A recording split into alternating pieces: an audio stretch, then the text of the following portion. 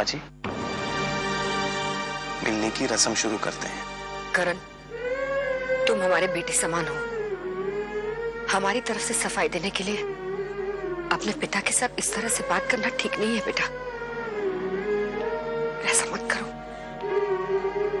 हमें अपना फर्ज निभाने दो। तुम जाओ, मंडप में बैठो, पूजा का समय हो गया है।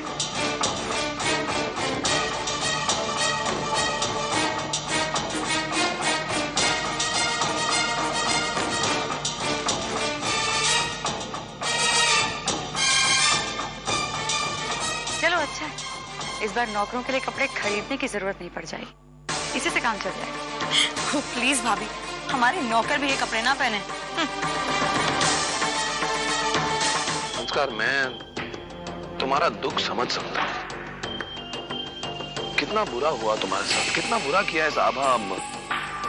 I mean, इस पूरे परिवार ने। तुम अभी भी इस परिवार के लिए कितना कुछ कर रहे हो।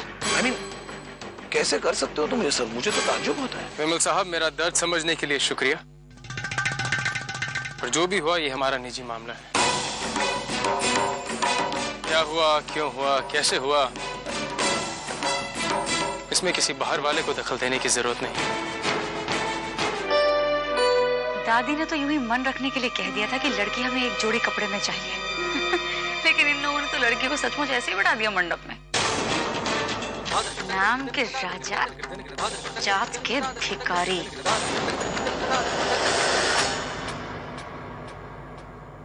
हम इस शादी को रोक भी नहीं सकते, क्योंकि हमारी अपनी बेटी ने हमारे लिए और कोई रास्ता नहीं चुना। हम इस आयोजन का हिस्सा कैसे बन सकते हैं चंद बाबा,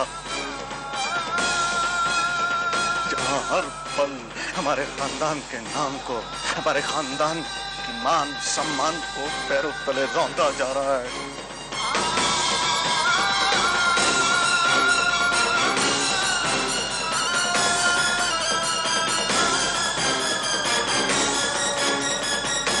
लगता है ठाकुर साहब नाराज हो गए समधन जी। बेटी का कन्यादान किए बिना ही चले गए। अब उनके बिना कन्यादान। आप चिंता क्यों करते हैं भाई साहब? हम करेंगे हमारी बेटी का कन्यादान। हमारी बेटी पूरे रीति रिवाज के साथ अपने मायके से ससुराल के लिए विदा होगी। कन्यादान के लिए वधू के पिता को बुलाइए। हम करेंगे आभा का कन्यादान। आप अपना हाथ आगे कीजिए। कन्या जी, आप अपना हाथ वर के हाथ के ऊपर स्पर्श कीजिए। कन्यादान महादान करीजे। 7 वचन होते हैं जो वर वधू एक दूसरे को देते हैं। पहला वचन वर का होता है जो अपनी पत्नी को हर हाल में खुश रखेगा।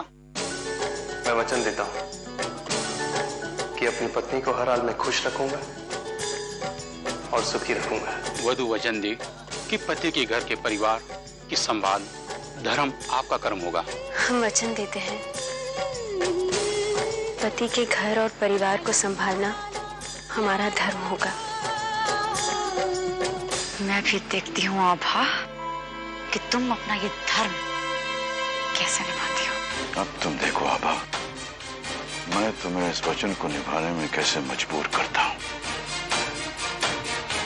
और ठाकुर परिवार से कैसे दूर रखता हूँ। इनके मांग में संदूर दान कीजिए।